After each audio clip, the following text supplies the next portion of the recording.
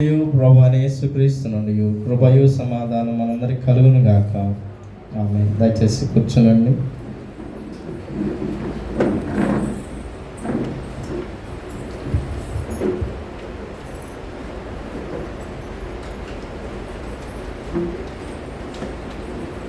ఎఫెసీయులకు రాసిన పత్రిక 4వ అధ్యాయము 3వ వచనం. మీరు పిలువబడిన పిలుపుకు తగినట్లుగా దీర్ఘశాంతంతో కూడిన సంపూర్ణ వినయంతోనూ సాత్వికంతోనూ నడుచుకొనవలనని ప్రభువును బట్టి ఖైదీనైన నేను మిమ్మల్ని బతిమాలుకొనుచున్నాను. ప్రార్థించుదాం. మహాపరిశుద్ధులను ప్రేమ కలిగిన మా ప్రియ ప్రభువు తండ్రి, ఈ పరిశుద్ధమైన శ్రేష్టమైన నామాన్ని మేము ఇప్పటి వరకు స్తుతించాము, కీర్తించాము, ఆరాధించాము. నీవు పూజ అర్హుడు కనుక మేము ఆరాధికులంగా నీ నామాన్ని ఇలాగున ఆరాధించాము. నీ పరిశుద్ధ వాక్యాన్ని ధ్యానిస్తుండగా వాక్యము మా జీవకు ఎంతో మధురము. అలాగూ నీ వాక్యమును మేము రుచించి దాని మధురమును గ్రహించి ప్రభువా నీలో ఫలించుటకు మాకు సహాయం చేయండి. మాలో నీవు మంచి ఫలములను చూడమని యేసుక్రీస్తు నామములో వేడుకొని ప్రార్థిస్తున్నాము తండ్రి. ఆమేన్. క్రీస్తు యేసునందు ప్రేమైన వలన మన ప్రభువును రక్షకుడైన యేసుక్రీస్తు నామములో మీ అందరికీ శుభాభివందనాలు తెలియజేస్తూ వాక్యదానంలోకి మిమ్మల్ని ప్రేమతో ఆహ్వానిస్తున్నాం. ఈ దిన లేఖనాలను ధ్యానం చేసుకోక మునుపు గత వారం ఏం ధ్యానం చేసుకుని ఒకసారి గుర్తు చేసుకుందాము. ఎఫెసీ పత్రిక 3వ అధ్యాయాన్ని మనము 15వ వచనం నుంచి మనము ధ్యానం చేశాము. అంతరంగ పురుషుని యందు శక్తి కలిగి ఉండాలని, అలాగే క్రీస్తుని హృదయమునందు ధరించాలని, అలాగే దేవుని యందు సంపూర్ణమగుటకు ప్రయత్నించాలని, దేవుని ప్రేమ లోతు ఎత్తు దాని పొడుగును గ్రహించేటువంటి విశ్వాసంగా ఉండాలని గత వారం మనము ధ్యానం చేసుకున్నాం. ఈ వారం చదవబడిన 2 లేఖనాలు ఎఫెసీ పత్రిక 4వ అధ్యాయం 1 నుంచి 6 వచనాలు, లూకాసు వార్త 14వ అధ్యాయం 1-11 వచనాలు. ఈ 2 లేఖనాలను బట్టి the Christian calling and unity అనే అంశాన్ని ధ్యానం చేసుకుందాం. క్రైస్తవ పిలుపు మరియు ఐక్యత అనే అంశాన్ని మనం ధ్యానం చేసుకుందాం. పౌలు ఎఫెసీ పత్రిక రాసిన కాలము గత వారం నేను మీకు తెలియచేశాను. క్రీస్తు శకము 55 నుండి 60 మధ్య పౌలు ఈ పత్రిక రాసి ఉంటాడని, అలాగే పౌలు ఈ పత్రిక రాసిన కాలానికి పౌలు ఖైదీ అయి ఉన్నాడని పౌలు జ్ఞాపకం చేశాడు. తాను స్పష్టంగా చెప్పాడు, నేను ఖైదీనై ఉన్నానని. 3వ అధ్యాయంలో మనము ఆ మాటలు చూస్తాం. 3వ అధ్యాయం 1వ వచనం. హేతు చేత అనుజనులైన మీ నిమిత్తం క్రీస్తు యేసు యొక్క ఖైదీనైన పౌలను నేను ప్రార్థించున్నానని. అలాగే 4వ అధ్యాయంలో కూడా 3వ వచనం మనం చదివాం. ప్రభువును బట్టి ఖైదీనైనా నేను మిమ్మల్ని బతిమాలుకొనుచున్నానని రాశాను. పౌలు ఈ పత్రిక రాసే కాలానికి పౌలు ఖైదీగా మరి దేవుని సువార్త ప్రకటిస్తున్నందుకు గాను అతడు ఖైదీగా మార్చబడే నా విధానాన్ని పౌలు జ్ఞాపకం చేస్తున్నాడు. ఎందుకు ఖైదీగా ఉండి కూడా ఈ పత్రిక రాయాల్సి వచ్చింది? ఖైదీగా ఉండి కూడా ఈ పత్రిక రాసి ఎఫెసీలకు పంపవలసి వచ్చింది అని అంటే, ఎఫెసీ సంఘము, ఎఫెసీ పట్టణం మహానగరము, అన్య దేవతల ఆరాధన బహుగా ఉండినటువంటి పట్టణం ఎఫెసీ. అప్పటికే గ్రీకు దేవతలు, రోమా దేవతలు పౌలు ఆ ప్రాంతంలో సువార్త చేయటానికి ముందే ఆ దేవతలు ఉన్నారు. దేవుళ్ళను వారు ఆరాధన చేసుకున్నారు. పౌలు వెళ్ళిన తర్వాత ఆ ఎఫెసీ ప్రాంతంలోని కొందరు యూదులు క్రైస్తవులుగా మారారు, కొందరు అన్యజనులు క్రైస్తవులుగా మారారు. వారందరూ కలిసి సంఘంగా ఏర్పడ్డారు. యూదులు అలాగే మారినటువంటి అన్యజనులు, మారిన యూదులు, మారిన అన్యజనులు ఇద్దరు కలిసి సంఘంగా ఏర్పడ్డారు. ఆ సంఘంగా ఏర్పడినటువంటి ఈ 2-3 రకాలైనటువంటి వర్గాల వారు సంఘంలోకి వచ్చిన తర్వాత వారిలో తీవ్రంగా అనైక్యతలు ప్రారంభమయ్యాయి. చాలా అంశాల మీద అనైక్యతలు ప్రారంభమయ్యాయి. ఎఫెసీ సంఘంలోనే కాదు కానీ కొరింథీ సంఘంలో కూడా, కొలసీ సంఘంలో కూడా ఇలాంటి డివిజన్స్ అన్నీ కూడా వచ్చినట్లుగా పత్రికల్లో పౌలు రాశాడు. కొరింథీ సంఘంలో అయితే కొందరు కేఫా వాడనని, కొందరు అపోల్లో వారమని, కొందరు పౌలు వాడమని, కొందరు క్రీస్తు వారమని చెప్పుకొని విభజనకు గురయ్యారు. అలాగే కొలసీ సంఘంలో కూడా ఇలాంటి విభజనలు జరిగినట్టు పౌలు కొలసీ పత్రికలు తెలియజేశారు. అదే విధానంలో ఎఫెసీ సంఘంలో కూడా ఇలాంటి విభజనలు, అనైక్యతలు ఏర్పడినప్పుడు పౌలు ఈ పత్రికను రాసి వారికి ఐక్యత అనేటువంటి అంశాలను బోధిస్తూ వారందరినీ ఐక్యపరుస్తున్న విధానాన్ని ఈ ఎఫెసీ పత్రికలో మనం చూస్తాం. దీనిలో ప్రాముఖ్యంగా 2 విషయాలు నేను మీ మధ్య ధ్యానం చేయాలని ఆశపడుతున్నాను. మొదటిగా ద క్రిస్టియన్ కాలింగ్, క్రైస్తవ పిలుపు. అది పౌలు స్పష్టంగా జ్ఞాపకం చేస్తున్నాడు. పిలువబడినటువంటి పిలుపు. 3వ వచనం చూడండి. మీరు పిలువబడిన పిలుపు. పిలువబడినటువంటి పిలుపు ఏంటనేది చాలా ప్రాముఖ్యంగా గ్రహించాలి. దేవుని సన్నిధానానికి వచ్చిన మీరందరూ ప్రభు పిలవకుండా మీరు ఎవరు ఇక్కడికి రాలేదు. యోహాను సువార్తలో నాకు బాగా ఇష్టమైన మాట, ఎవరైనా దేవుడు ఆకర్షించకుండా వారు దేవుని యొద్దకు వచ్చుట అసాధ్యం. దేవుని యొద్దకు రావాలంటే దేవుడు ఆకర్షించాల్సింది, దేవుడు పిలవాల్సిందే. దేవుని పిలుపు అందుకున్నటువంటి వారు మాత్రమే ఆయన యొద్దకు రాగలుగుతారు, సంఘంగా ఏర్పడగలుగుతారు. కాబట్టి మీరందరూ ఇక్కడికి వచ్చారంటే ఇది దేవుని పిలుపే. కాబట్టి ఆ పిలుపు ఏంటిది, ఆ పిలుపు యొక్క విలువ ఏంటిది అంటే పౌలు ఆ పిలుపు గురించి చాలా చోట్ల చాలా రీతులుగా చెప్పాడు. పిలిపి సంఘంలో అయితే ఆ పిలుపుని ఏమని చెప్పాడని ఉన్నతమైన పిలుపు అనేటువంటి పదం ఉపయోగించాడు. ఉన్నతమైన పిలుపు. మీరు పిలిపిలకు రాసిన పత్రిక 3వ అధ్యాయం 14వ వచనంలో దాన్ని చూడొచ్చు. మనకి పాట కూడా ఉంది, ఉన్నతమైన పిలుపును తగిన బహుమానము పొందవలనని నేను పరిగెత్తుచున్నానని దినమెల్ల నేను పాడిన కీర్తనలు చూస్తాను. సో ఉన్నతమైన పిలుపు ఇది. లోకంలో మానవుడు పిలిచినట్టు ప్రభువు పిలవలేదు. లోకంలో ఇంకొకరు పిలిచినట్టుగా కాకుండా ఒక ఉద్యమానికి పిలిచినప్పుడు ఆ ఉద్యమము ఏదో ఒక రోజు నీరు గారిపోయింది, ఆ మానవుడు వెనక్కి వెళ్ళిపోతాడు. కానీ ప్రభు పిలిచినటువంటి పిలుపు ఉన్నతమైన జీవితం కోసమైన పిలుపు. అది పౌలు సంఘానికి జ్ఞాపకం చేస్తున్నాడు. పిలువబడిన పిలుపు ఉన్నతమైంది. మరొక పిలుపు పరిశుద్ధమైన పిలుపు. ఈ పిలుపుని అర్థం చేసుకున్నప్పుడు దేవుడు నిన్ను ఇక్కడికి పిలుచుకొచ్చాడంటే, నన్ను తీసుకొచ్చాడంటే అది ఉన్నతమైనదై ఉంది, అది పరిశుద్ధమైనటువంటిదై ఉందని దేవుని వాక్యం జ్ఞాపకం చేస్తుంది. తిమోతికి రాసిన 2వ పత్రిక 1వ అధ్యాయము 9వ వచనంలో పౌలు ఈ మాటలను జ్ఞాపకం చేస్తున్నాడు.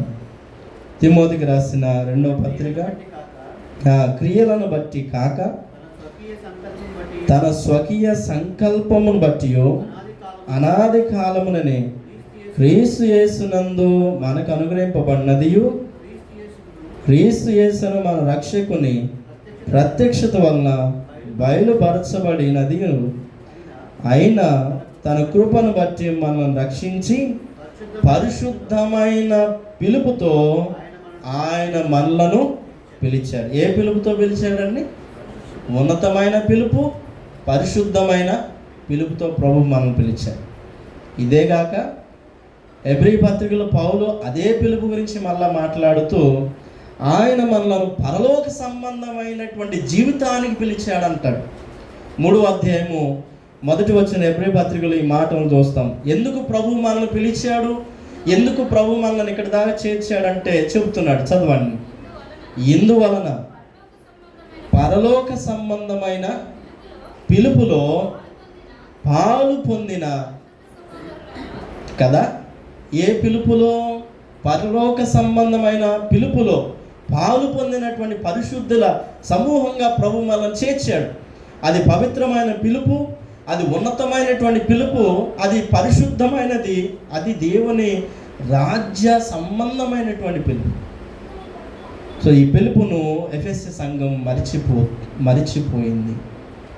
అందుకనే పౌలు ఈ పిలుపును జ్ఞాపకం చేస్తున్నాడు. మీరు ఎక్కడి నుంచి పిలవబడ్డారు, ఏ స్థితిలో నుంచి పిలవబడ్డారు, ఏ దశలో నుంచి పిలవబడ్డారంటే, ఒకప్పుడు అన్యులై ఉండగా, ఒకప్పుడు క్రీస్తును విశ్వసించినటువంటి యూదులై ఉండగా, ఒకప్పుడు క్రీస్తును ఆరాధించినటువంటి గ్రీకులు రోమీలై ఉంటుండగా, గ్రీకు దేవతలను ఆరాధిస్తుండగా ప్రభు మిమ్మల్ని ఆ స్థితిలో నుంచి పిలుచుకొచ్చాడు ఉన్నతమైన జీవితానికి, పవిత్రమైన జీవితానికి. కాబట్టి ఈ పిలుపుని మీరు విస్మరించరాదని పౌలు సంఘానికి జ్ఞాపకం చేస్తూ ఆ పిలుపులో ఎలా జీవించాలో చెప్పుకుంటూ వచ్చాడు. అందుట్లో మొదటిది సంపూర్ణ వినయాన్ని కలిగి ఉండాలని జ్ఞాపకం చేశాడు. ఆ పిలుపులు సంపూర్ణ వినయం. నిజమే, ఈ సంపూర్ణమైన వినయం పౌలు ఎఫెసీ సంఘానికి పత్రిక రాసి పంపినట్టే ఎఫెసీ పెద్దలతో ఏనాడో ఈ విషయాన్ని మాట్లాడాడు. మనం పోయిన వారం చదువుకున్న ఎఫెసీ పత్రిక మరి 20వ అధ్యాయము 13 నుంచి వచనాలు కనుక చూసినప్పుడు పౌలు ఎఫెసీ పెద్దలను పిలిపించుకొని వారితో మాట్లాడి వారి నుంచి వెడలిపోతున్నప్పుడు చాలా విషయాలు వారితో సంభాషించాడు. ఆ సంభాషించిన మాటలు ఎఫెసీ అపోస్తుల కార్యములు 20వ అధ్యాయము 19వ వచనం మనం చదువుతాం. పూర్ణమైన వినయము గలవాడనై నేను మీ మధ్య ఎలాగ నడుచుకుంటున్నా మీరు ఎరుగుదురు. పూర్ణమైన వినయము గలవాడనై ఎలాగ నడుచుకుంటున్నాం. నిజమే, దేవుడు మనల్ని ఎందుకు పిలిచాడు అనంటే పూర్ణమైన వినయం కలవారమై ఉండటానికి. కేవలం వినయాన్ని బాహ్యంగా మన చేతులు కట్టుకునడం ద్వారానో, లేకపోతే కూర్చునడం ద్వారానో, లేకపోతే మాటల ద్వారానో కాక ఈ వినయాన్ని హృదయపూర్వకంగా సంపూర్ణమైనటువంటి వినయంతో మనం ప్రభువుని వద్ద ప్రవర్తించడానికి ప్రభు మనం పిలిచాడు అంటాడు. చదవండి 20వ అధ్యాయము 19వ వచనం. నాకు శోధనలు సంభవించినప్పుడు కన్నీళ్లు విడుచుచు పూర్ణమైన వినయభావంతో నేను ఎలాగూ నడుచుకుంటునో సేవించుతుంటునో.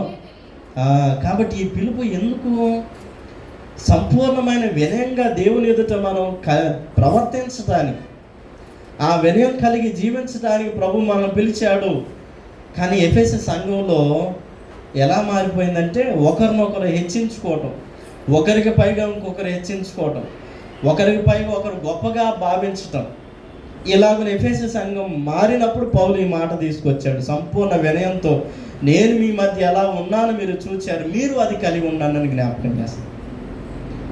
యేసుక్రీస్తు ప్రభువారు మనం చదివినటువంటి లూకాసు వార్త 14వ అధ్యాయంలో మరి పరిసయ్యులు, సద్దుకాయలు, మత పెద్దలు వారు చేస్తున్నటువంటి ఒక పద్ధతిని ప్రభు ఖండించి ప్రభు మనకు ఒక చక్కటి పాఠం నేర్పాడు. ఇదిగో వీరైతే అగ్రపీఠాల మీద కూర్చుంటున్నారు, ఎక్కడైనటువంటి పెళ్లి విందుకు వెళ్ళినప్పుడు వీరు మూలమైనటువంటి ప్రథమ స్థానాలను వెతుక్కుంటున్నారు. ఒకవేళ మీరు అలా ప్రథమ స్థానానికి వెళ్ళి కూర్చుంటే మీకంటే గనుడు వస్తే మిమ్మల్ని వెనక్కి పంపిస్తారు. కాబట్టి మీరు వెళ్ళి మొదటిగానే కడప స్థితిలో కూర్చోండి. ఎక్కడ కూర్చోమన్నాడు ప్రభు? మొదటి స్థితే, కడప స్థితే? కడప స్థితే. కానీ మనకి మొదటి స్థితే కావాలి. చైర్స్లో మనం ముందు ఉండాలని కోరుకుంటాం. అంటే ఎక్కడన్నా ఫంక్షన్స్కి వెళ్ళినప్పుడు, ఎక్కడన్నా మనకి విలువ వస్తుంది అనుకున్నప్పుడు ఆ చోట మనం తప్పకుండా ప్రథమ స్థితిలోనే కూర్చోవడానికి ప్రయత్నం. కానీ ప్రభు ఏమన్నాడంటే, నీవు వినయభావం కలిగి తగ్గించుకున్న వ్యక్తివై నువ్వు వెళ్ళి కడప స్థితిలోనే కూర్చో. ఆ కడప స్థితి కాస్త నిన్ను మొదటి స్థితికి తీసుకొచ్చి నిన్ను ఘనపరుస్తుంది అని ప్రభు జ్ఞాపకం చేశాడు. మనం చదువుకున్నాం కదా, తగ్గించుకున్నవారు హెచ్చించబడుదురు, హెచ్చించుకున్నవారు తగ్గించబడుదురు. కానీ ఎఫెసీ సంఘంలో ఇది లేకుండా పోయింది. యేసుక్రీస్తు వారి కాలమందు పరిసయ్యుల్లో, సద్దుకాయలు ఇది లేకుండా పోయింది. అందుకనే దేవుడు పిలిచింది ఆనాడు యూదులు కనుక అగ్రపీఠాలు ఆశించినట్లుగా, లేకపోతే ఎఫెసీ సంఘంలో మరి ఎఫెసీ విశ్వాసులు ప్రభు యొక్క వినయాన్ని పక్కన పెట్టి వారు కనుక ఒకరికొకరు హెచ్చించుకున్నట్టు ప్రభు మనల్ని పిలవలేదు. ప్రభు మనల్ని పిలిచింది ఒకనికంటే ఒకడు శ్రేష్ఠుడిగా ఉంటాడని భావించటానికి. నాకంటే నీవు శ్రేష్టమైన వ్యక్తివి, నాకంటే నీవు గొప్ప వ్యక్తివి అని నేను భావించినట్లుగా నా విశ్వాసం పనిచేయాలి. అందుకు ప్రభువు నన్ను పిలిచాడు, నేను పిలిచాను. అంతేగాని సంఘమందు నాకంటే మీరు తక్కువ అని నేను ఎంచరాదు, మీకంటే నేను తక్కువ అని మీరు ఎంచరాదు, ఒకరికంటే ఒకరు ఎక్కువ అని ఒకరు ఎంచుకునరాదు. ఫిలిప్పీ పత్రికలో పౌలు ఇది కూడా సంఘానికి తెలియజేశాడు. ఫిలిప్పీలకు రాసిన పత్రిక 2వ అధ్యాయం 3వ వచనాన్ని ఒకసారి చదువుకుందాం. 2వ అధ్యాయము 3వ వచనాన్ని చదువు. అమ్మ, కక్ష చేతనైనను వృధాతిశయము చేతనైనను ఏమీ చేయక వినయమైన మనస్సు గలవారై ఒకరినొకడు తనకంటే యోగ్యుడని ఒకరినొకడు ఎలా భావించాలి. కానీ మనమైతే నువ్వెంత నీ ఇక మనం చెప్పుకోకూడదు, నువ్వెంత నీ జీవితం ఎంత. ప్రభు మనల్ని పిలిచింది నీవు ఎదుటివాన్ని తగ్గించి నువ్వు హెచ్చించుకునే పిలుపు ప్రభు మనల్ని పిలవలేదు. ఇది అన్యులు చేస్తారు. అన్యులు అగ్రపీఠాలు వెతుక్కుంటారు, అన్యులు అగ్రస్థానాలు వెతుక్కుంటారు, అన్యులు ప్రథమ స్థానాలు కోరుకుంటారు. కానీ క్రీస్తు మనకి పిలిచిన పిలుపులో ప్రభు మనకి నేర్పుతున్నటువంటిది వినయాన్ని.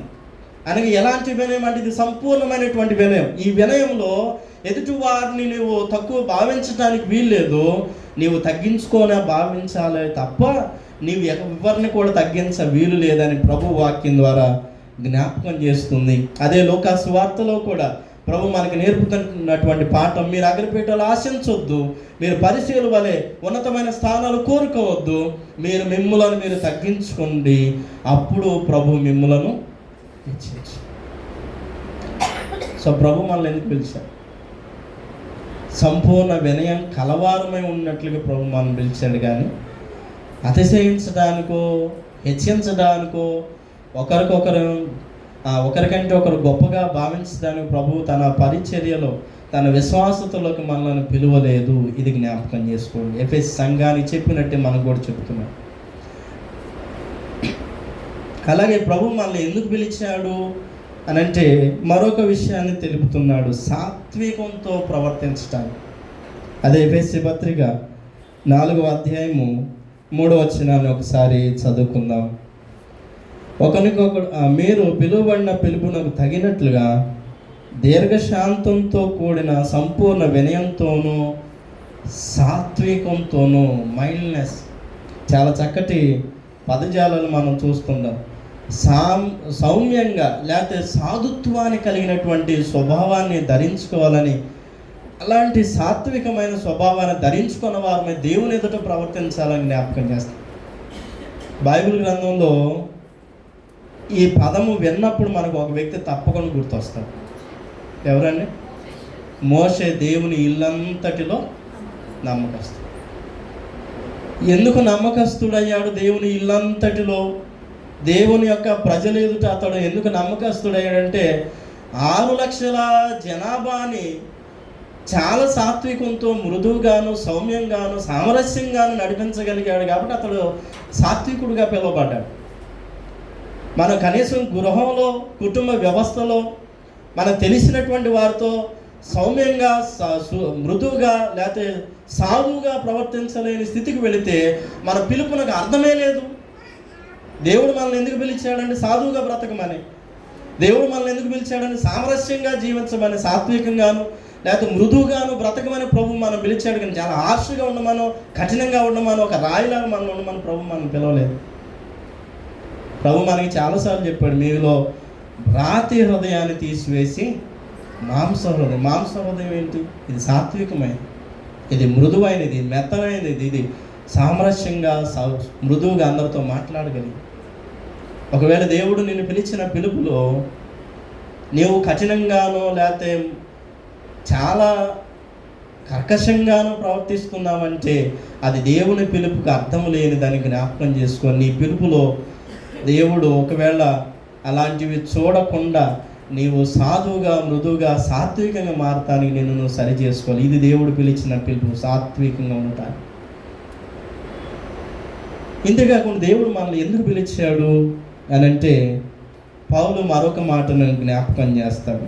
అదే ఎఫెసీ పత్రిక 4:3 మీరు పిలువబడిన పిలుపునకు తగినట్లుగా దీర్ఘశాంతం. 2 చివరి లైన్ చూస్తాం, ప్రేమతో ఒకరికొకడు సహించాలి. చాలా లాంగ్ సఫరింగ్ గురించి ప్రభు ఇక్కడ మాట్లాడుతున్నాం, దేవుని వాక్యం మాట్లాడుతుంది. దీర్ఘశాంతం వహించాలి, సహించాలనేటువంటి పదజాలం. ఎలా? ఇది ప్రేమతో సహించగలిగింది, ఇది ప్రేమతో దీర్ఘశాంతం వహించగలిగింది, ఇది ప్రేమతో శాశ్వత కాలం ఓర్చుకొనగలిగింది. అందుకే ఆ ప్రేమ గురించి కొరింథీ మొదటి పత్రిక 13వ అధ్యాయం అంతా చదువుతాం. ప్రేమ దీర్ఘకాలము సహించును. కొద్ది కాలం సహించేది ప్రేమ కాదు, అది మానవ సంబంధమైన తాత్కాలిక స్వార్థ జీవితం అని చెప్పాలి. అనుకూలత ఉన్నంతకాలం మనిషిని భరిస్తాం, నచ్చలేదనుక ఆ మనిషిని మనమే బయట వేసి చెడ్డోడని చెబుతాం, మానవ అలవాటు. కానీ దేవుని ప్రేమ మనకి చెబుతుంది దీర్ఘకాలం సహించాలి. నువ్వు ఎక్కువ కాలం దీర్ఘకాలం దీన్ని సహించి తోటి మనిషిని అన్ని విషయాల్లో ఓర్చుకోవాలి, తోటి మనిషితో అన్ని విషయాల్లో భరించగలిగినటువంటి వ్యక్తి ఉండాలి. అది నీ కుటుంబానైనా, నీ సంఘంలో వ్యక్తినైనా, నీ సమాజంలో నీ కొలీగ్స్నైనా, నీ ఉద్యోగ వ్యాపారాలు ఎవరినైనా సహించగలగాలి. అది దేవుడు మనకు చెబుతున్నాడు. అందుకే దేవుడు మనం పిలిచాడు. ఒకవేళ నువ్వు ఉద్యోగానికి వెళ్ళినప్పుడు అన్యులు నిన్ను చూస్తున్నప్పుడు వీళ్ళు ఎంత ఓర్చుకుంటున్నారంటే వీళ్ళు నిజంగా క్రైస్తవులు అని లోకం చెప్పుకున్నట్లు ఉండాలి. నేను కొంత విన్నాను, కొంతమంది క్రైస్తవులు ఉద్యోగస్తులుగా పెట్టుకుంటారు. ఎందుకు? వాళ్ళు ఏ తిట్టినా ఓర్చుకుంటారు, ఏమన్నా కూడా భరిస్తారు. నిజమే, అది కొంతమంది క్రైస్తవుల మీద ఆ అభిప్రాయం లోకంలో ఉంది. దానిని నీవు పోగొట్టుకొనక దీర్ఘకాలము సహించేటువంటి ఆ ప్రేమను ధరించుకోవాలి. అది దేవుడిచ్చినటువంటి పిలుపులోని భాగం. కానీ ఈ ఎఫెసీ సంఘంలో యూదులు అన్యులను ద్వేషిస్తున్నారు, అన్యులు యూదులను ద్వేషిస్తున్నారు, ఒకరు ఒకరిని సహించలేకపోతున్నారు.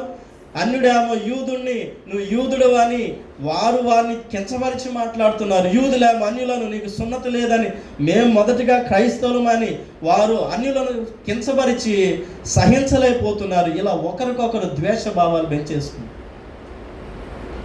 యేసుక్రీస్తు మరి మనం చదువుకున్నటువంటి సువార్త పాఠ్యభాగం లూకాసు సువార్త 14వ అధ్యాయంలో యేసుక్రీస్తు ప్రభు వారు ఒక 2 ప్రశ్నలు పరిసయ్యుల్ని తనని ఇంటి భోజనాన్ని పిలిచినటువంటి వారిని ఒక 2 ప్రశ్నలు అడుగుతున్నాడు. చాలా చక్కటి ప్రశ్న. ఆ ప్రశ్నలో వారికి ప్రేమ లేదని చాలా స్పష్టంగా వారి సమాధానం లేకుండా ఉండటం మనం చూస్తాం. లూకాసు వార్త 14వ అధ్యాయము 3వ యేసు విశ్రాంతి దినమున స్వస్థపరచుట న్యాయమా కాదా అని అడిగాడు. విశ్రాంతి దినపు సంఘటనలు ప్రభు చాలా ఎదుర్కొన్నాడు, ఒకటి కాదు చాలా ఎదుర్కొన్నాడు. విశ్రాంతి దినాన ఒక వ్యక్తిని బాగు చేసినందుకు వానిని వెలివేశారని కూడా యోహాను సువార్త 9వ అధ్యాయంలో కూడా మనం చూస్తాం. వానిని వెలివేసిరని. అలాగే యేసు ప్రభు వారు ఒక పక్షవాయు గలవాన్ని నీ పరుపెత్తుకొని వెళ్ళుమన్నప్పుడు విశ్రాంతి దినమున నీ పరుపెత్తుకొని తగదే అని ప్రభు విషయమై వారందరూ సనిగి గొనుక్కున్నట్లుగా మార్కు సువార్త 2వ అధ్యాయంలో మనం చూస్తాం. విశ్రాంతి దినం సంఘటనలు ప్రభు ఇక్కడ విశ్రాంతి దినం ఎందుకోసం ఉంది? మానవుడి కోసం కదా. మానవుడు విశ్రాంతి దినం కోసం లేడు కదా. ప్రభు ఆ ప్రశ్న అడిగినప్పుడు జలోదర రోగం గలవాన్ని బాగు చేసిన సందర్భంలో ప్రభు ఆ ప్రశ్న విశ్రాంతి దినమున స్వస్థపరచుట న్యాయమా కాదా అని అడిగినప్పుడు వారు సమాధానం ఏమీ చెప్పలేదు. అంటే రోగం గల వారిని బాగు చేయటం వారికి ఏమాత్రం ఇష్టము లేదు. ఇది వారి ప్రేమ. ధర్మశాస్త్రాన్ని చదివారు, కానీ ధర్మశాస్త్రం లోపల దాగున్న ప్రేమను వారు పసిగట్టలేకపోయారు. ధర్మశాస్త్రాన్ని వారు నవ్వులి పుక్కిటి పెట్టారు, కానీ ధర్మశాస్త్రం బోధించేటువంటి ప్రేమతత్వాన్ని ఈ పరిసయ్యులు సద్దుకాయలు అవపోసన పట్టలేదు. జలోదర రోగం గల వారిని విశ్రాంతి దినమును బాగు చేస్తానంటే ఆ బాగు చేసే అంశాన్ని సహించలేకపోయారు. కానీ ప్రభు మనం పిలిచింది ఎవరినైనా బాగు చేస్తే సహించడానికి, ఎవరికైనా బాగోకపోతే ప్రేమించడానికి ప్రభు మనలను ఆయన శిష్యరికంలోకి మనం పిలిచాడు. 2వ ప్రశ్న ప్రభు ఇంకోటి అడిగాడు. చూడండి 14వ అధ్యాయము 5వ వచనం, మీలో ఎవని గాడిదైనను ఎద్దైనను గొంతులో పాడిన ఎడల విశ్రాంతి దినము దాని పైకి తీయడా. వాళ్ళు సమాధానం చెప్పారా? చూడండి, వారిని అడిగిరి, ఈ మాటలకు వారు ఉత్తరం ఏమీ చెప్పరు. అంటే ఏంటి ఇక్కడ అర్థం? గోతులో పడినా చచ్చినా పర్వాలేదు, తీయటానికి వీల్లేదు. విశ్రాంతి దినం వీడు జనాలకి చాలా చెబుతారు, కానీ పొయ్యి ముట్టించొద్దని వీళ్ళు చెబుతారు, వీళ్ళు వెళ్ళి పొయ్యి ముట్టించుకుంటారు. విశ్రాంతి దినమున గుంతలో పడిన లేకపోతే గోతులో పడినటువంటి గొర్రెని తీయొద్దని వీళ్ళు చెబుతారు, కానీ వీళ్ళ గొర్రె పడితే పోయి తీసుకొచ్చుకుంటారు పరిచర్యలు సర్దుకారు. ప్రభు ఆ ప్రశ్న అడిగినప్పుడు ఆ ప్రశ్నకు వారి యొద్ద నుంచి ఎలాంటి సమాధానం ఉత్తరం రాలేదు. కాబట్టి వీరు తోటి మనిషిని ప్రేమించలేకపోతారు విశ్రాంతి దిన అడ్డం పెట్టుకొని. లేకపోతే ఎవరైనా ఎద్దైనా గాడిదైనా పోయినప్పుడు ధర్మశాస్త్రం చెప్పింది, ఎవరిని ఎద్దు గాడిద పోతే తిరిగి తీసుకొచ్చి నీ శత్రువుదైనా కూడా వానికి అప్పగించాలని ధర్మశాస్త్రం చెప్పినప్పుడు ఆ విషయాన్ని వారు మరిచిపోయారు. ఎద్దు పడిపోయినా పర్వాలేదు, గొర్రె పడిపోయినా పర్వాలేదు. అందుకని దేవుడు జ్ఞాపకం చేస్తున్న, దేవుడు మనం పరిశీలనగా ఉండమని చెబుతలేదు, వారికి భిన్నంగా ఉండమంటున్నాడు. మీ నీతి పరిశీలన నీతి కంటే అధికం కావాలి. అందుకు దేవుడు మనం పిలిచాడు. తోటి మానవుని ప్రేమించడానికి ప్రభు మనం పిలిచాడు. తోటి మానవుని పట్ల వినయంతోనూ దేవుని దగ్గర వినయంతో నడుచుకోవటానికి ప్రభు మనం పిలిచాడు. తోటి మానవుని ఎడల సాత్వికంతో నడుచడానికి ప్రభు మనం పిలిచాడు. ఇది మన పిలుపు. కాబట్టి మనం లోకస్తుల్లాగా ప్రవర్తించరాదు, లోకస్తుల్లాగా జీవించరాదు, లోకస్తుల్లాగా కఠినంగా లేకపోతే లోకస్తుల్లాగా అగ్రపీఠాలు అహంకారానికి పోరాదు. పరిశుద్ధ అగస్టిన్ చెప్పిన మాట నాకు బాగా ఇష్టమైనటువంటి మాట. మనం అహంకారానికి పోవటానికి మన యందు ఏ ఆధారం లేదంటాడు. ఉదాహరణకి మనం చాలా సంపాదించుకొని ఉన్నతమైన డబ్బు కలిగి ఉద్యోగ వ్యాపారాలు కలిగినప్పటికీ ఒక కొండ మన మీద వచ్చి పడితే మనం ఏమవుతాం? దయచేసి అర్థం చేసుకోండి నా మాట. కొండ మన మీద వచ్చి పడితే మనం ఏమవుతాం? ఉంటామా? కొండ మీద మనం ఏమైనా హెచ్చించుకోగలుగుతామా? సముద్రం మన మీద వచ్చి పడితే సముద్రం మీద మనం ఏమైనా హెచ్చించుకోగలుగుతామా? పోనీ ఆకాశము ఇప్పుడు ప్రజెంట్ క్లౌడ్ బరస్ట్ అవుతుంది, అది మన మీద వచ్చి పడితే మనం ఏం చేయగలుగుతాం? సో ఈ ప్రపంచం మనం హెచ్చించుకోవడానికి తగినటువంటి ఆధారం ఏది లేదు.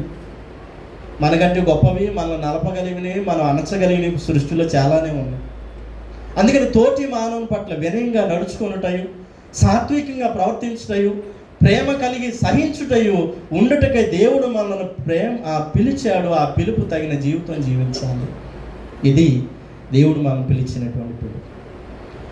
రెండవది, ప్రభు మరొక మాటను జ్ఞాపకం చేస్తున్నాడు. ఎఫెసీ పత్రిక 4వ అధ్యాయము 2వ వచనాన్ని ఒకసారి చదువుకుందాం.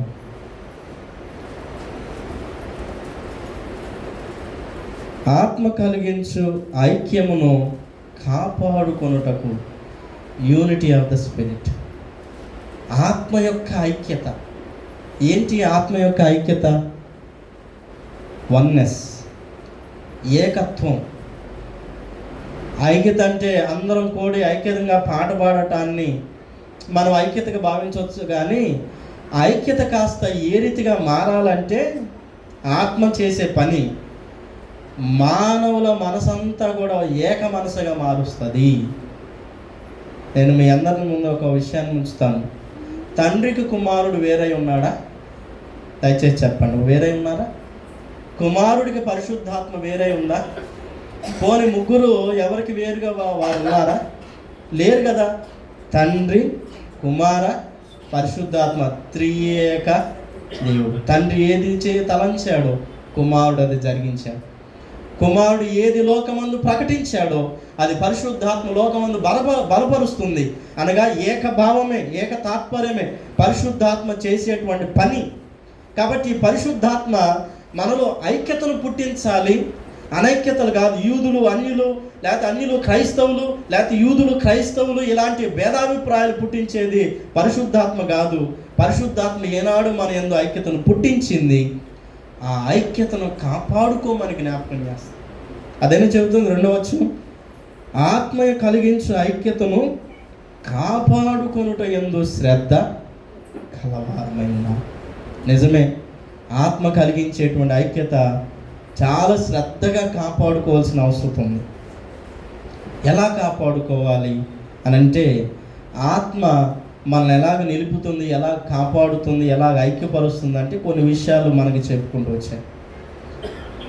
వన్ బాడీ అనేటువంటి పదం, ఒకే శరీరం ఒక్కటే, శరీరము ఒక్కటే కానీ అవయవాలు వేరు వేరు. అన్నీ కలిసి ఎన్నిట్లో ఉన్నాయి? దయచేసి చెప్పాలి, ఎన్నిట్లో ఉన్నాయి అన్నీ కలిసి? సంఘమునకు శిరస్సు క్రీస్తే. మరి శరీరం ఎవరు? మనం కదా. ఆ శరీరంలోని అవయవాలు మనం కదా. కాబట్టి శరీరంలోని అవయవాలు, ఓ చెయ్యి ఇదిగో నేను దేహానికి వేరే ఉంటానని ఒక చెయ్యి దేహానికి వేరే బ్రతకగలుగుతుందా? పోనీ ఆ చెయ్యి దేహానికి వేరైనప్పుడు ఈ దేహం ఏమైనా సంతోషించి ఆనందిస్తుందా? ఆ పెయిన్ భరించదా ఈ దేహం? కాబట్టి ప్రభు అంటున్న, దేవుని వాక్యం చెబుతుంది, మీరందరూ ఒక్క శరీరం ఎలాగో ఏకమైందో మీరు అలాంటి ఐక్యత కలిగి ఉండాలి. ఎందుకంటే త్రియేక దేవుడు వేరుగా లేడు, ఆయన ఏకత్వాన్ని కలిగి ఉన్నాడు. కాబట్టి ఆయనను ఆరాధిస్తున్నాం కాబట్టి మన యందు ఏకత్వ భావము, శరీరం ఒక్కటే కాబట్టి మనం కూడా ఒకటై ఉండాల్సినటువంటి ఆవశ్యకత దేవుని వాక్యం జ్ఞాపకం చేస్తుంది. ఇదే కొరింథీయులకు రాసినటువంటి మొదటి పత్రిక 12వ అధ్యాయంలో శరీరాన్ని గురించి పౌలు భక్తుడు ఉపమాన రీతిగా జ్ఞాపకం చేస్తూ మాట్లాడుతున్నాడు. 13వ వచనం, ఏలయనగా యూదులమైనను గ్రీసు దేశస్థులమైనను దాసులమైనను స్వతంత్రులమైనను అందరము ఒక్క శరీరంలోకి, అనగా ఒక్క ఆత్మ యందే బాప్తిస్మము. ఏ శరీరంలో? ఒక శరీరంలోనే ఒక బాప్తిస్మంలోకి వచ్చాం. ఒకటే శరీరం ద్వారా, అనగా క్రీస్తు కలిగించినటువంటి ప్రేరణలో ఒకటే శరీరంగా సంఘంగా కూడి సంఘంగా ప్రభు ఏర్పాటు చేసిన బాప్తిస్మంలోకి వచ్చాం. కాబట్టి ఎవరుగా వేరుగా ఉండటానికి వీల్లేదు. సంఘాన్ని పౌలు శరీరాన్ని జ్ఞాపకం చేస్తున్నాడు. శరీరం ఒకటే కనుక మీరు కూడా ఒకటై ఉండండి. మరొక విషయాన్ని పౌలు సంఘానికి జ్ఞాపకం చేస్తున్నాడు. ఒకటే ఆత్మ, వన్ స్పిరిట్. ఆత్మ నానా రకాలుగా లేదు కదా. నానా రకాలైనటువంటి ఆత్మలు లోకంలో మనం చూస్తాం. మరి యుగానికి ఒక ఆత్మని, యుగానికి ఒక దేవుళ్ళని, ఆ దేవుళ్ళలో కూడా ఇంకా చిన్న చిన్న దేవుళ్ళని, ఆ దేవుళ్ళలో కూడా ఇంకా చిన్న చిన్న దేవతలను ఎంచుకొని లోకమందు ఆరాధిస్తున్నటువంటి విధానాలు మనం చూస్తాం.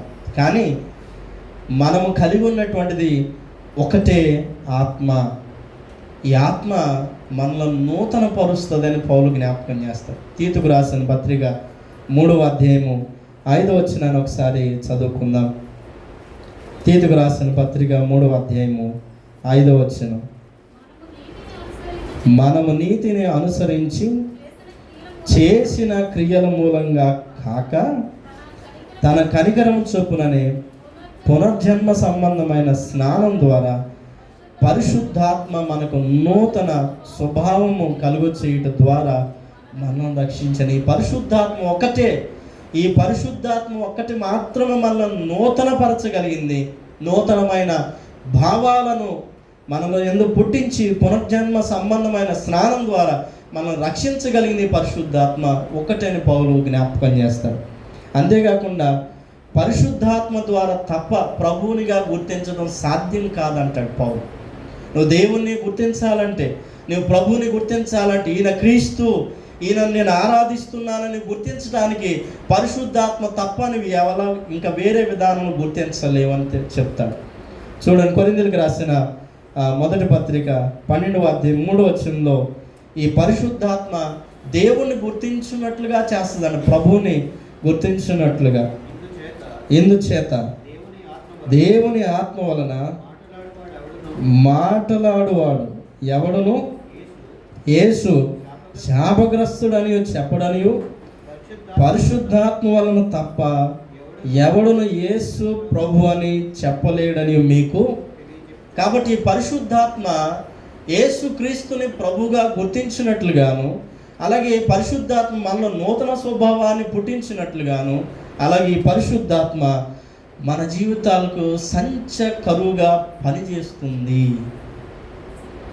అంటే ఆత్మ ఒక్కటే, ఈ ఆత్మ ఒక్కటే మన యందు అన్ని రీతిలో పనిచేస్తుంది.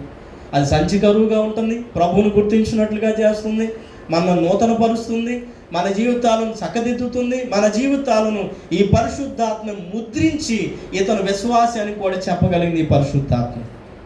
ఇదే ఎఫెసీ పత్రికలో పౌలు చెబుతాడు, 1వ అధ్యాయము 13-14 వచనాలు జ్ఞాపకం చేస్తాడు. ఈ పరిశుద్ధాత్మ మనల్ని ముద్రిస్తుంది, ఈ పరిశుద్ధాత్మ మనకి సంచకరువుగా ఉంటుంది, ఈ పరిశుద్ధాత్మ మనల్ని నడిపిస్తుందని పౌలు ఎఫెసీ పత్రికలోనే జ్ఞాపకం చేస్తాడు.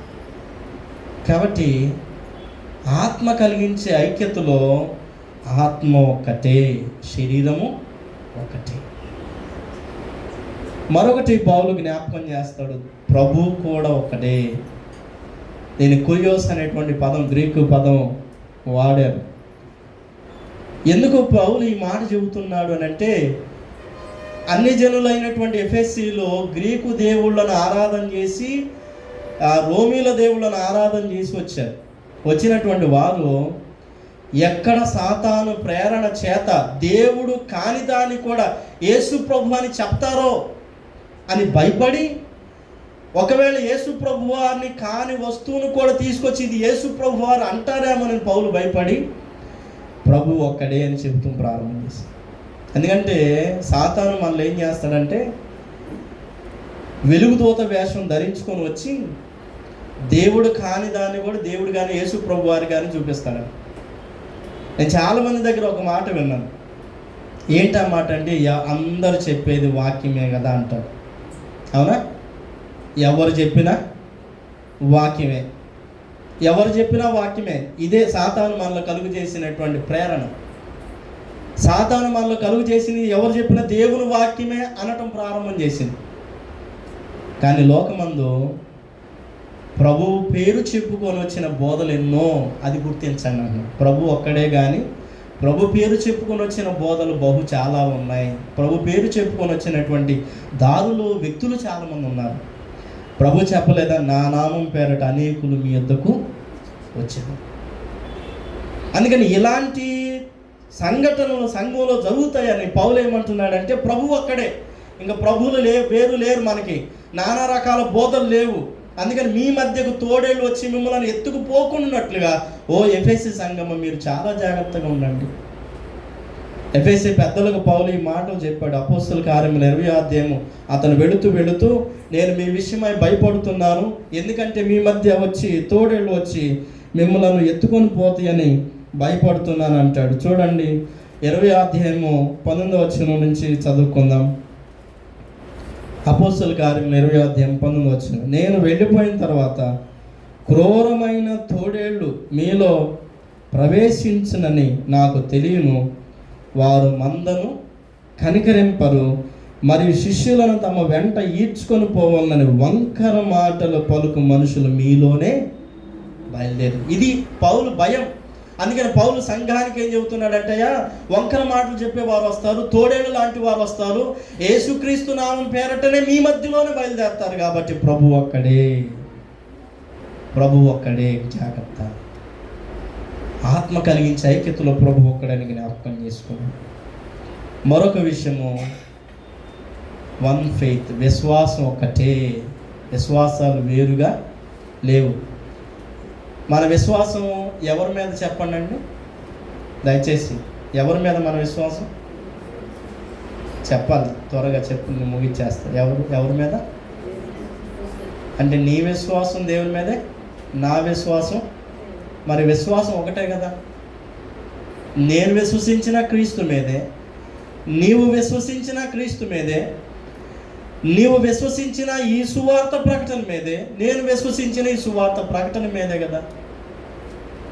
మరి విశ్వాసము ఒక్కదాని ఎందే పనిచేస్తున్నప్పుడు మనం ఎందుకు వేరువేరుగా ఉంటున్నాం? మనం ఎందుకు అనైక్యతలతో ఉంటున్నాం? మనం ఎందుకు విభజనలతో ఉండాలి? యేసుక్రీస్తునందు అందరం కలిసి విశ్వసిస్తున్నప్పుడు, ఆ విశ్వాసంలో ముందుకు సాగుతున్నప్పుడు ఒకరిది ఒక రీతి ఉండొచ్చు, ఇంకొకరిది ఒక రీతి ఉండొచ్చు, కానీ విశ్వాసం ఒకటే కదా. కానీ మనలో ఎందుకు అనైక్యత?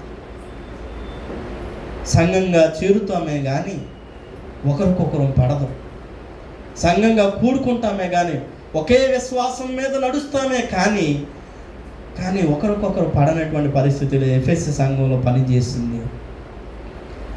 అందుకే విశ్వాసం ఒక్కటే అని పౌలు సంఘానికి జ్ఞాపకం చేశాడు. ఇంకా పౌలు సంఘానికి ఇంకో మాట చెప్పాడు, ఒకటే బాప్తిసం. బాప్తిసం దేనిలో నుంచి వచ్చిందండి? దేనిలో నుంచి వచ్చింది? విశ్వాసంలో నుంచి కాదా? నేను విశ్వసించకుండా బాప్తిసం ఎలా తీసుకుంటాను? సో ఈ బాప్తిసం కూడా విశ్వాసంలో నుంచి వచ్చిందే కాబట్టి ఒకే బాప్తిస్మము, ఒకటే ప్రభువు, ఒకటే విశ్వాసము, ఒకటే శరీరము, ఒకటే ఆత్మ, ఒకటే దేవుడైనప్పుడు మనమెందుకు భిన్నంగా, మనమెందుకు విపరీతమైన భావాలు కలిగి ఉంటుంది?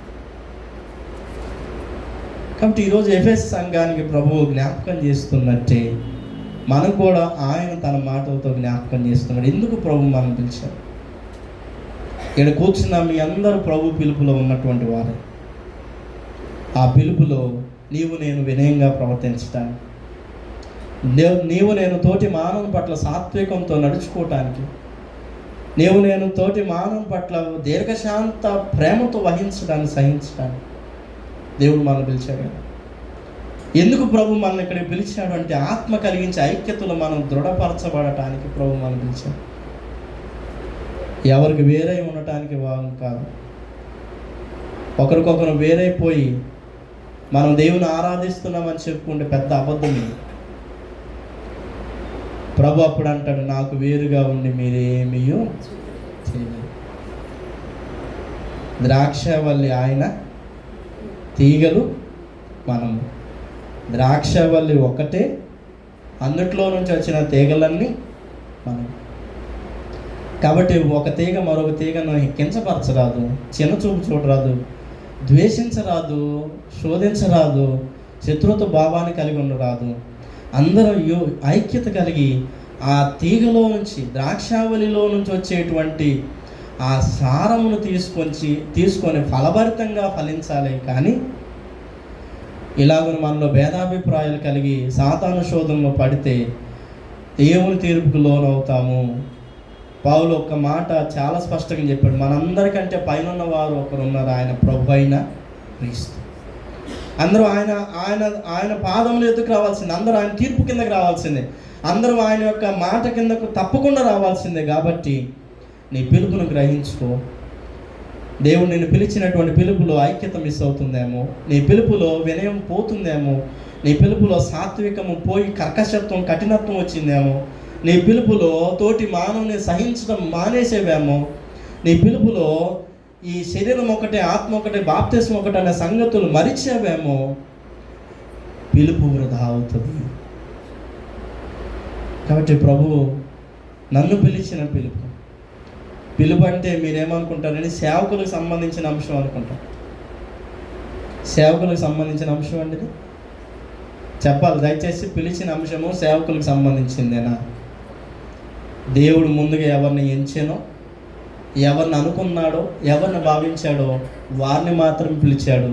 అందుట్లో మేము ఉన్నాము, అందుట్లో మీరు కూడా ఉన్నారు. రాజులైన యాజక సమూహం, దేవుని సొత్తైన ప్రజ మీరందరూ.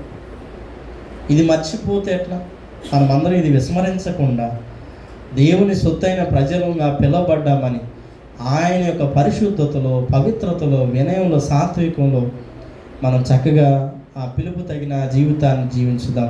అట్టి కృప ప్రభు మనందరికీ దయచేయను గాక. ఆమె సమస్త జ్ఞానం ఇచ్చిన దేవుని సమాధానము యేసుక్రీస్తు వల్ల మీ హృదయములకు తలంపులకు కావలుండును గాక. ఆమె. దేవా నాయందు శుద్ధ హృదయము కలుగు